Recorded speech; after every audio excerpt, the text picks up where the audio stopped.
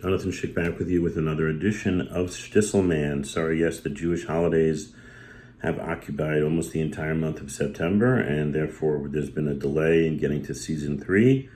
But we are ready to dive into season 3 right now, episode 1, and give what I think will be a very unique take on this first episode. Now, of course, the theme that most people talk about with this episode is the death of Libby, and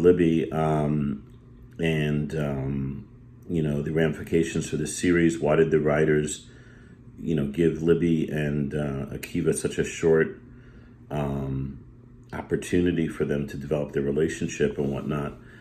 But that's for another time. Maybe we'll get to it in another episode. But for now, I want to focus on something that very few people talk about, which is this storyline, which seems to be sort of out of place in Shtisel, so to speak, which is the school, the Cheder, demanding that Shulem resign, and at the final dinner of the school year to say that he's moving on and he wishes the school well, etc. It all started from an incident with him slapping pretty hard a mechutzaf, a child with chutzpah, with an attitude. The scene, by the way, was a little contrived. I mean, in a classic cheder, in the Haredi world, very rarely will a kid be able to do such a stunt.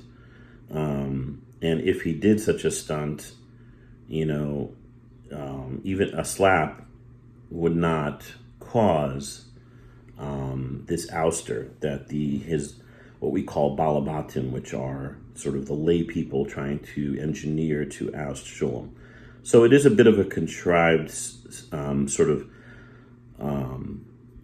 plot device in order to get to this main storyline of the Shulem's future with the school and etc. But be that as it may, whether it's contrived or not, it's an incredibly important piece of a puzzle in Judaism, and not just Judaism, but also in all faith-based types of institutions. We have a very interesting dynamic, which is that to the degree of the passion of people involved in something like a school or a nonprofit is the degree of often the dysfunction. And here you have Shulem, who was obviously an imperfect headmaster, an imperfect menahel, leader of the school, but yet his dignity and his livelihood is put at risk for one incident and one incident alone, without him getting any opportunity to repair the problem or to remedy the issue, etc. Later in future episodes, you will see, if you haven't gotten there yet, that there's how it plays out more, and there's more development of this storyline, and I think in a very unique, in a very accurate manner that this gets addressed. But the point that I really want to make is that so many people, like a Shulem, join Jewish institutions and faith-based institutions in general. You can even extend it to nonprofit institutions, because I work in that field. I work in the field of nonprofit and faith-based schools and organizations, and we have an interesting dynamic where both on the side of the head and on the side of the board, often to the degree of the passion, as I said earlier, is the degree of the dysfunction. And you can say, well, that's just the way it is, okay? But look at the plight of a person who wants to dedicate their life to the cause of Jewish education, for example, and let's take Shulem right now. Now, Shulem, again, is not a perfect guy, but he is let go actually, you would think, oh, well, we'll throw a dinner and we'll give you accolades and whatnot, and you'll gracefully go away. But that doesn't mitigate the pain, and that doesn't mitigate the unjust and unethical nature of such a activity. We have to remember that if God gives us an opportunity to lead and to serve either in a lay position or in a position of head of a faith-based, something that's more than us, if you will, then we owe it to ourselves and we owe it to the people that work with us to give them every opportunity to succeed. Now, if a person gets an opportunity to succeed and he or she fails, that's something else, then you have to make a move. But a couple of people ask me when we're watching this scene and in future scenes in episodes coming up, what is with this storyline? Why has Shulem gone so off the reservation here?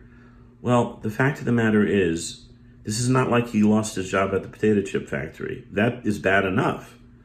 He lost his job as someone who in his mind, and in truth, was molding and influencing generations of students.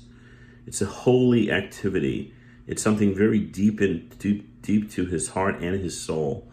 And yet he is simply thrown out like a bad egg salad sandwich. Not much better.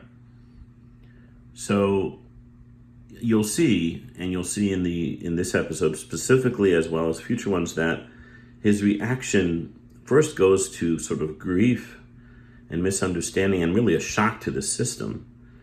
He calls back Rabbi Weinbach, who's the main lay leader, and he tries to plead his case to no avail. Finally, as a desperate, Hail Mary, if you will, he, at the dinner itself, tries to start a new school with the support of Nechama Yoktan, his dead brother's fiancée. So these are all very interesting points, and why is Shtisel? I would actually imagine that one of the writers of this series, firsthand, either through his father or his or her loved one, experienced what many people experience when they enter a field that is more than just selling potato chips, which is something that influences generations of kids, such as schools, that helps people who are, let's say, homeless, or social services, people with cancer.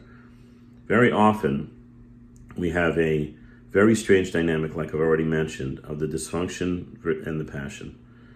And I believe that this episode points out how heartbreaking it is for someone who dedicates their life to a very important cause, is just sort of, in a traumatizing fashion, sort of let go.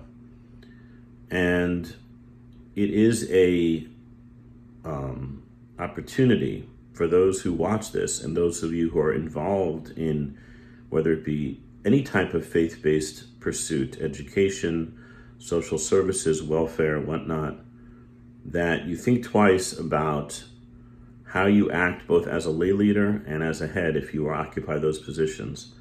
That we need to do better. We need to reflect the mission of our nonprofits.